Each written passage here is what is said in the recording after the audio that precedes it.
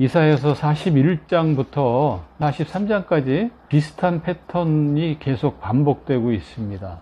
장 초반에는 하나님이 이스라엘을 내가 너를 사랑한다, 내가 너를 기뻐한다, 이렇게 이스라엘을 최고로 세워놓고 장 뒤로 가면은 이스라엘의 죄악을 지적을 하면서 내가 너를 갖다가 두들겨 팰 것이다, 내가 너를 멸망시킬 것이다, 이런 식의 패턴이 계속 반복되고 있어요.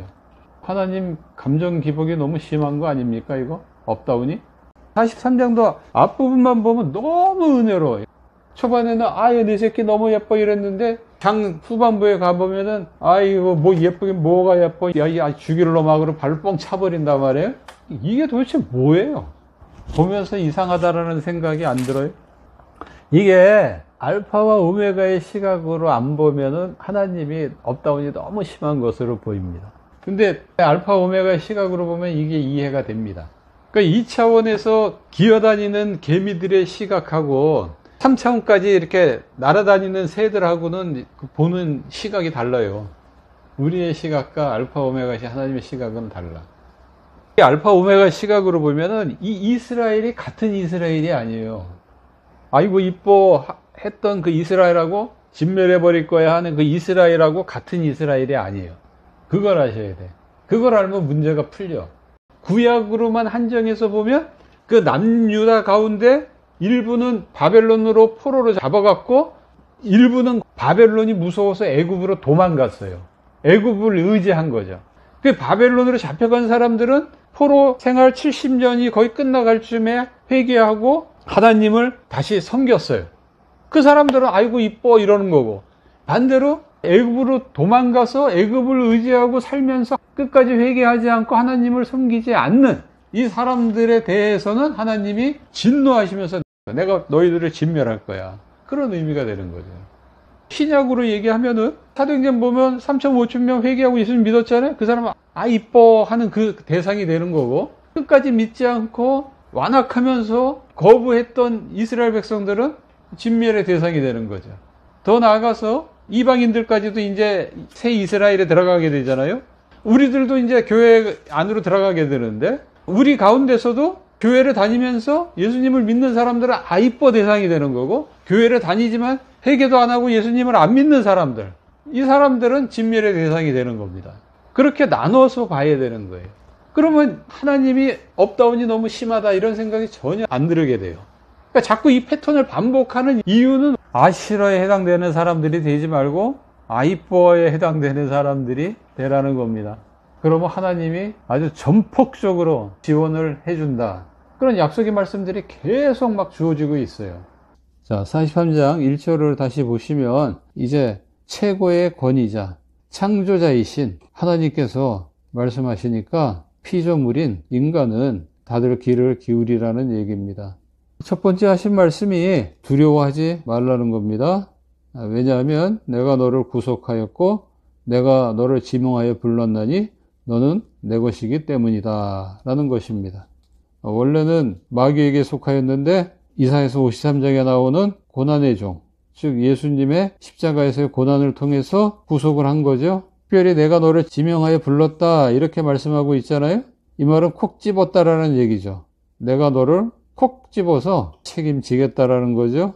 2절에 보면 그래서 네가 물 가운데로 지나갈 때에 내가 너와 함께 할 것이라. 이제 버리는 일은 없습니다. 심지어 불 가운데로 지날 때에도 타지 않습니다. 이게 너무 과한 표현 아닌가 이렇게 생각할 수 있습니다. 그러나 역사상 실제로 일어났습니다. 구약에서는 다니엘의 세 친구를 보면 알 수 있습니다. 우상 숭배를 하지 않아서 풀무불에 들어갔지만 옷 하나, 실오라기 하나도 타지 않고 당당히 걸어 나왔습니다. 신약에서는 예수님께서 갈릴리 바다의 풍랑일 때 자기의 제자들을 지켜주셨습니다. 이것은 그 사람한테만 해당되는 게 아닌가 이렇게 생각할 수 있지만 예수님이 말씀했죠.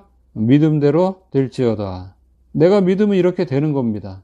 내 환경이 하나님이 나와 함께 하고 있는 것 같지 않다, 하나님이 나를 버린 것 같다, 그런 의문이 들 때에도 이 말씀을 우리는 기억을 해야 합니다. 환경에 휘둘리면 안 되고 말씀에 내 심지를 굳게 세워야 합니다. 말씀에 내가 설 때 마음의 평안을 잃지 않게 됩니다. 오히려 하나님께서 강하게 역사하시는 그 모습을 보게 됩니다. 하나님이 지켜주고 구원하는 그 놀라운 역사를 내가 체험하게 됩니다. 그로 인해 하나님께 감사하고 하나님을 찬송할 수 있게 되는 겁니다. 3절에 보면 대전하는 여호와 네 하나님이요 이스라엘의 거룩한 이요 네 구원자입니다. 다른 자의 하나님도 아니고 너희의 하나님이다. 거룩하다라는 것은 죄의 반대말이잖아요. 하나님은 죄, 잘못, 실수, 거짓말을 하지 않습니다. 나는 네 하나님이다. 이 말은 정말 사실이다. 그런 의미죠. 나는 네 하나님이기 때문에 너를 구원한다. 그래서 나는 구원자다. 그렇게 얘기를 하는 겁니다. 사람이 우리를 구원하지 않습니다. 재물이 우리를 구원하지 않습니다. 학력이, 건강이 우리를 구원하지 않습니다. 하나님이 나를 구원합니다. 이렇게 믿는 것이 중요하다라는 얘기죠.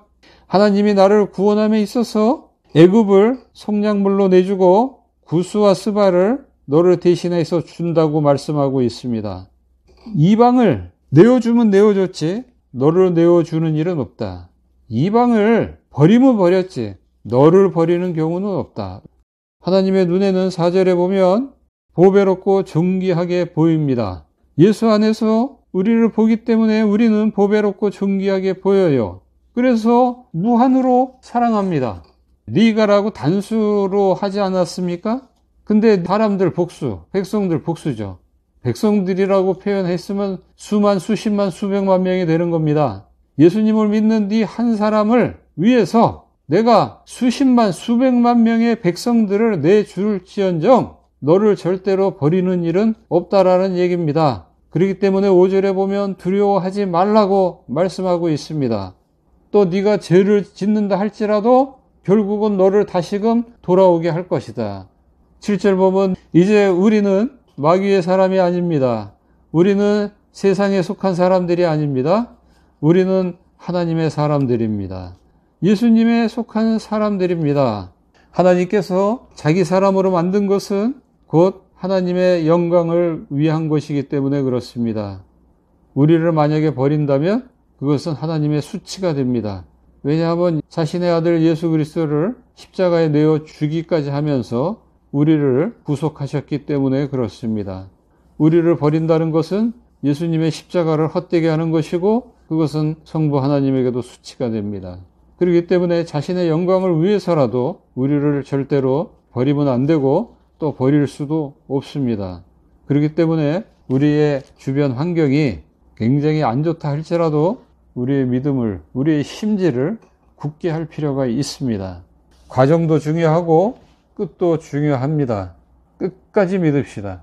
믿음으로 돌파해 나갑시다. 그러면 하나님의 영광을 체험하게 될 것입니다.